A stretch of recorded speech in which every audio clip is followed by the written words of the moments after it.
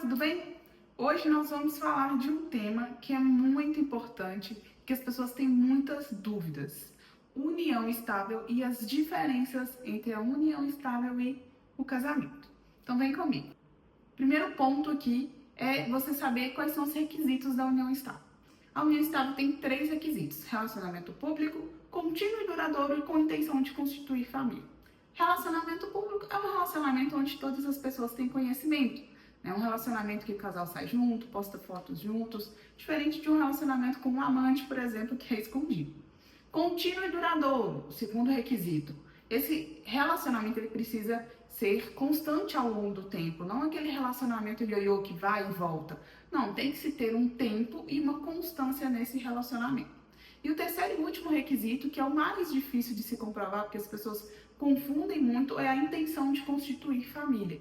E aqui não quer dizer que para se estar em uma união estável precisa de ter um filho. Quando a gente fala a intenção de constituir família, é que aquele casal já esteja vivendo como se casado fosse. Ou seja, eles já têm as obrigações de casal, eles já têm contas juntos, financiamento juntos, eles já se ajudam financeiramente, eles já têm todas as responsabilidades de um casal que é casado.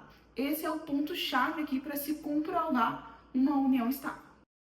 Um ponto muito importante aqui também é a regularização dessa união estável.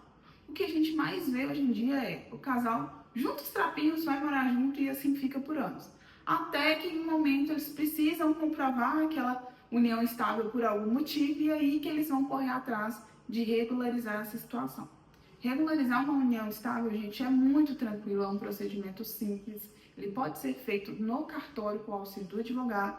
Então, é importante vocês regularizarem essa situação para garantir os direitos, não somente em vida, no caso de uma separação, na partilha desses bens, mas principalmente em caso de falecimento, porque depois que morre, para você comprovar que aquela união estável existia, principalmente se tem herdeiros, é um processo muito complexo, muito difícil, muito burocrático. Então, regularizar a união estável e garantir os direitos de ambos é muito importante. Mas aí você pode estar pensando, quais são as consequências de não regularizar a união estável? Já percebi que eu estou em união estável, não regularizei. O que pode acontecer se eu não ir lá regularizar essa situação? Você não vai ter os seus direitos garantidos. Então, em uma eventual separação do casal, você não vai conseguir ter a partilha dos bens que foram adquiridos durante essa união, E o que é pior, no caso de falecimento do seu companheiro, você não vai conseguir ter a pensão por morte. Por quê? Porque o INSS ele exige a comprovação da união estável. Então você vai ter que entrar com o processo, reconhecer essa união estável e só depois vai conseguir receber essa pensão por morte. E aí, se tiverem herdeiros que não concordam com essa união, esse processo vai rolar por muito tempo e você vai ficar durante todo esse período sem conseguir receber a pensão por morte. Então, os seus direitos não estarão garantidos se você não regularizar a sua situação, não regularizar a união estável. Agora que você já sabe um pouquinho do que é a união estável, das consequências de não regularizar a situação, vamos entender as diferenças da união estável e do casamento. E um dos principais destaques que eu trago aqui como diferença é a burocracia. A gente sabe que no casamento existem vários procedimentos até se chegar ao final de assinar o documento e estar de fato casado. Existem os proclames, as publicações, e aqui fica uma curiosidade para vocês, que o casamento é o ato mais solene que nós temos dentro do mundo jurídico. Então, realmente, ele é muito burocrático.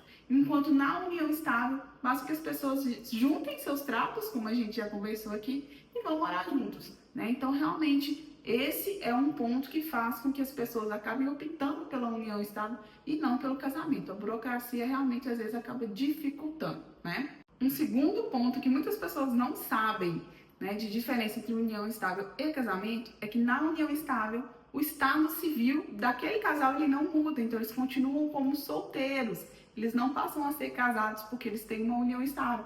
Diferente do casamento, quando você se casa, você passa a ser casado. Na união estável, você continua como solteiro. Da mesma forma, se o casal se separa, o casal que está em união estável e se separa, ele continua sendo com o estado civil solteiro, enquanto no casal que é casado, Quando eles se separam, eles passam a ter o estado civil de divorciados. Isso é uma coisa que muita gente não sabe, né? Mas existe essa diferenciação no estado civil entre união estável e casamento. Um terceiro ponto que eu trago para vocês aqui também é a dificuldade que a união estável tem, né, de comprovar a data exata do início e do fim daquele relacionamento, enquanto no casamento não, né? Se você casou naquele dia, a partir dali, né, o casal é considerado casado e, enfim, todas as regras serão aplicadas. Na união estável, não. Na união estável, a gente tem muitas vezes um questionamento de quando foi a data exata do início, final daquele término do relacionamento, né? Isso é muito difícil de se comprovar, até porque muitas vezes nem o próprio casal sabe mesmo disso, porque é uma coisa muito natural. Às vezes um namoro vira uma união estável de uma forma muito natural. E você saber o dia exato que isso deixou de ser um namoro e virou uma união estável é realmente muito difícil. Bom, espero ter ajudado você a entender um pouco melhor o que é a união estável e das principais diferenças da união estável para o casamento. Se você gostou do vídeo, não deixe de curtir, de comentar, de compartilhar com pessoas que precisam saber dessas informações.